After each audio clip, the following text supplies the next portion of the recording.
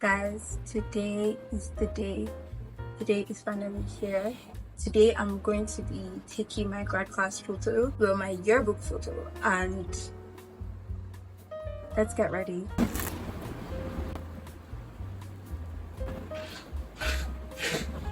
So I just had a shower and I'm just going to jump right into my skincare while we chat, we talk. I don't think I've ever done like a get ready with me on this channel. Okay, let me name drop.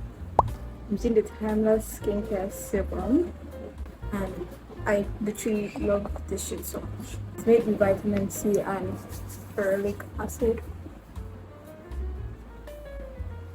And with my nearly finished snail missing moisturizer, like literally done with this.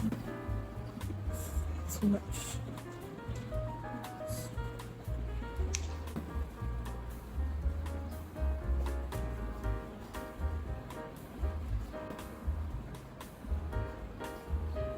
Okay. This is such like a big thing for me. It's a whole thing for me. Like as you can see, I'm making a production. Honestly, you might just seem like, oh, grad class yearbook photo shoot, but like this is something that I have wanted all my life, and I always stress back to the fact of how I've always wanted to be immersed on this channel. So you guys are not new to this, but being here in this space for 5 years and finally I'm graduating is such a surreal thing to me, and I cannot thank God enough, because I won't say I did not expect it, because I always knew I was going to obviously graduate, but like if 100 level Sharon should see me now, she'll be in awe of the woman I am and the woman I have become. I have grown so much, I have learned so much, and not just in the aspects of nursing, but like in so many aspects. I've learned so much in this environment, and I don't know, obviously nobody is ever ready to actually go to the outside world, but there are so much lessons that I have learned that are both educational and non-educational, and I'm super grateful for it. To be doing a 5-year course, I think in 100 level my destiny was already written for me, because I knew that at some point all the people that I considered as my mates were going to leave university, and I was going to be stuck here for 2 extra semesters, so 1 year. I always thought to myself that I had overcome that year, that feeling of, oh my god, I can't believe they're going to leave me in 4 years and me, I'm staying here for 5 years. But actually living in this moment where none of my mates are in school, like I can't look outside and I see somebody familiar that I've seen in 100 level, like they're all gone. And living this moment is so crazy, because it shows how old I am. I'm an old woman right now. It makes me feel really old, and also I'll say kind of like I'm getting kind of like a FOMO effect, because most of my mates now are like outside with NYSC, struggling for jobs, like they're in the real world, and I'm still confined in this school, writing exams, having to follow by so many rules in this school. So that's something that I'm trying to like get over. I mean, it's not that bad, because like I have it better here, right? Like I'm not struggling, I'm not fending for myself per se, I'm not working, but you know, seeing everybody that you know, people that you literally grew up with from 100 level, seeing them as now part of the working class in Nigeria, it does something to you. There's one thing I would say about my story in this school, is that it has been one of grace. I think that's the vibe, just grace, and a lot of blessings that just came upon me. Starting from like the beginning. Once I was done with YX in 2019, I said I was not going to write NECO. I remember specifically my dad asking me, I was like, that you're very sure of your YX. And honestly, I was 16, 17. I think I was 16 or 15 going on 16. Like, what was my business about the future, right? I didn't understand that people were writing NECO just in case their work didn't go well, so they can fall back on it. It's not like I trusted my work so much. I was just like, I wrote an exam and then I just was like, I'm not going back to school. No matter what you people say, I'm not going back to school to go and read for NECO. I'm not going to do that. Getting into this school, I almost did not get in. Like, actually did not get in. Let's start from there. Because my mom waited till after work and JAM results like came out, and if you wrote work or JAM in 2019, you know that shit took time, and she didn't know that other people had already started applying even before we wrote the exams, before the exam results came out. So I was on like kind of like a wait list, but I feel like I was not even on the wait list. I was like the list after a wait list, like the list of, oh, she just came in right now. And it was so scary because I remember coming to Lagos that summer, and my mom was telling me we are coming for holiday. Basically, it was still like 50-50 which university I was going for, because when she realized her mistake, she was like there might not be space for me, but she was contacting this person in school and calling him and like asking him, and he'd just be like, oh, he's coming back, that there has to be space for me, because he said that my JAM results was very outstanding. And this is the JAM results that I remember crying for, because it was not up to 300 and something. Like, God just walks in mysterious ways. So he kept on telling her that I should chill, that like there's a very high chance of me entering the school because my JAM result was so good, and like I was definitely going to be studying this nursing. I've always wanted to study. And I remember staying in Lagos, like just putting my life in limbo. I remember this journal that I had before I entered university, and I kept on writing. It was not really like a journal per se, but it was like a book that I was going to write about my like stay in Babcock and everything. And like the first few pages were just of me saying, I don't know which university I'm going to get, that Babcock hasn't called back, Babcock hasn't given me like an application letter and all that. And I just remember being so scared, because I think I'd already aligned myself with the fact that I was not going to enter Babcock again, and I was just like, okay, I freed the school. I remember like that being the situation, until one day, a week to resumption, my mom just called me. I was like, okay, start going to market, you're going to school. And it was crazy. And I had never been in an environment, obviously I went to boarding school, so I've been in an environment far away from my home, but it's like I live in Calabar, but I schooled in Akwa. So we are basically brothers and sisters. We are literally right beside each other. The language we speak is similar, so everybody there was like familiar. Yeah. So when I went to high school, everything was familiar. Like I could understand part of the language that was spoken. Most of the people in my high school looked like me. Their body structure was like me. But coming here like to a far off land, away in the unknown, was so crazy. And I had nobody, or so I thought. I had nobody when I was here in 100 level. So I mean, it was just crazy. Like I wasn't used to being in the western part of Nigeria, and there's like a cultural shock that nobody is even talking about. Nobody says this kind of things like to prepare you for when you move borders in Nigeria.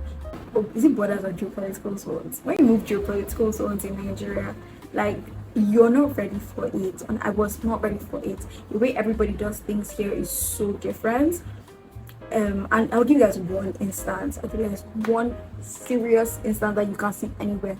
In the western part of Nigeria, everybody is so hung up about respect. I mean, everybody's hung up about respect in Nigeria, don't get me wrong. But like, the one here is different. If you come to the south, we are so liberal, we are so free.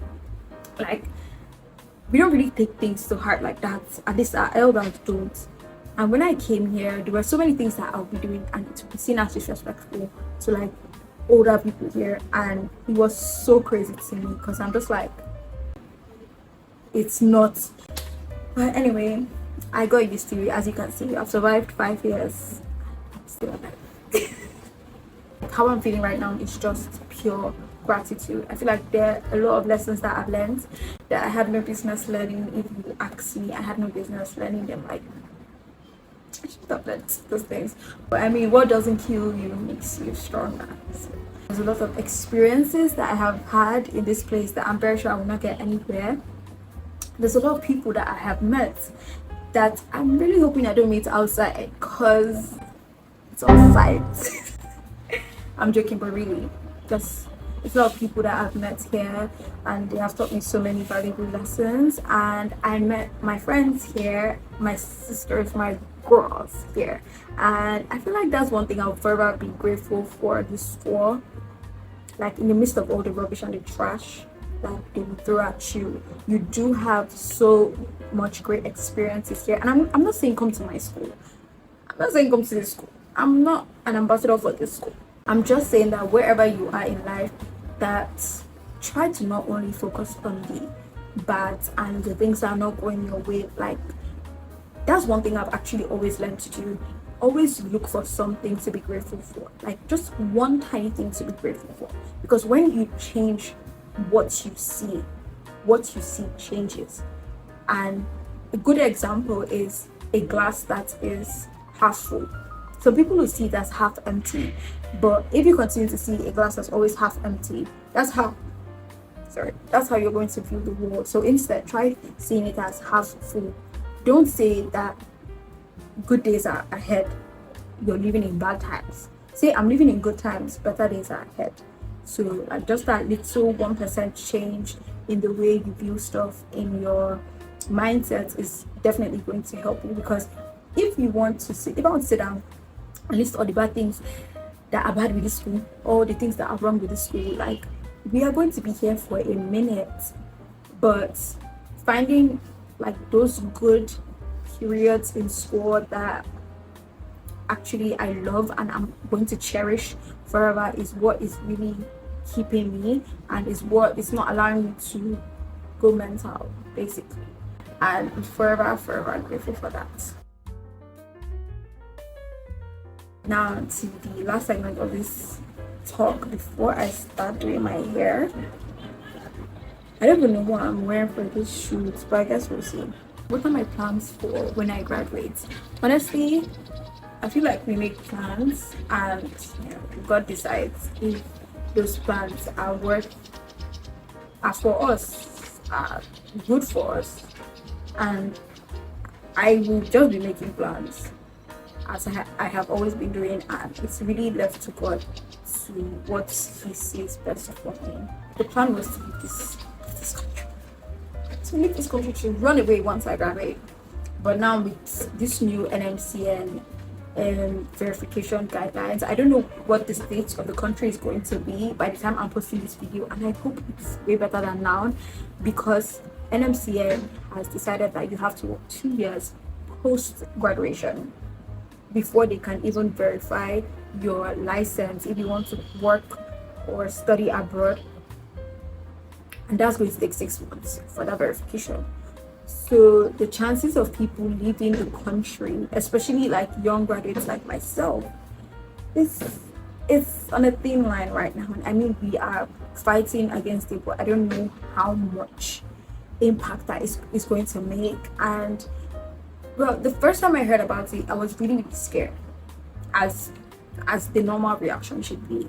And I was like, oh my God, this is like all my plans falling down to the gutters. Like, I never, like, you know, when you're visualizing yourself, you're like, oh, visualize yourself as the woman you want to become, your higher self. I never saw myself in Nigeria.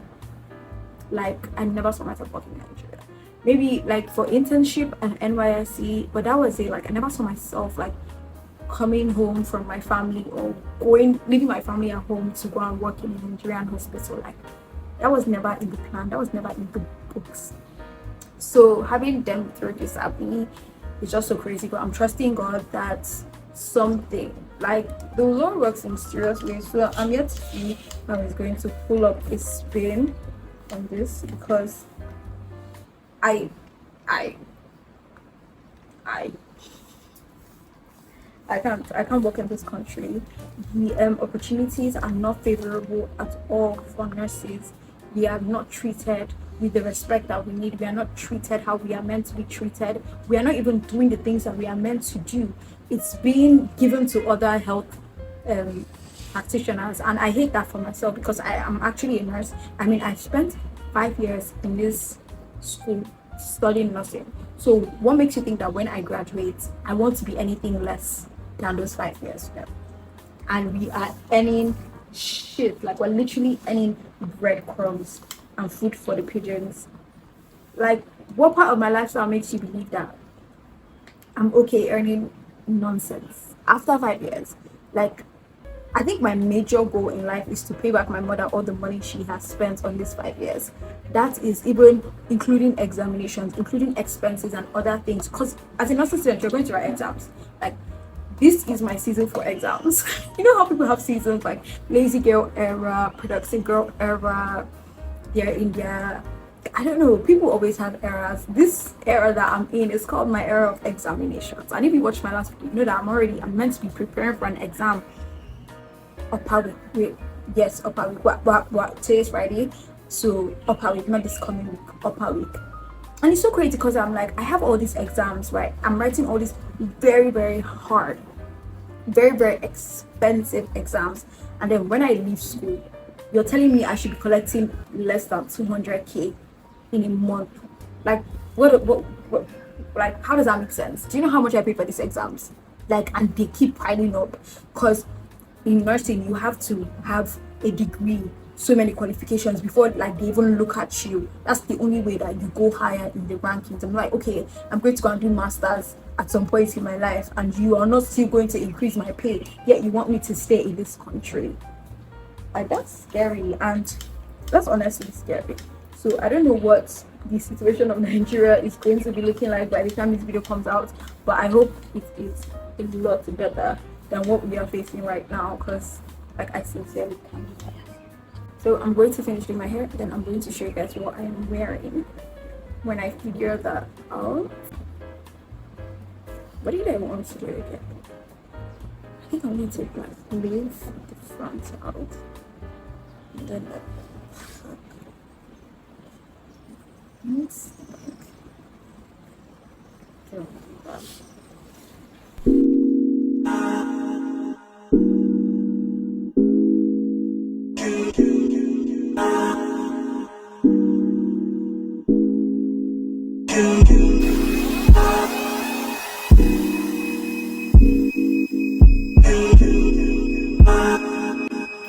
Just like that boy.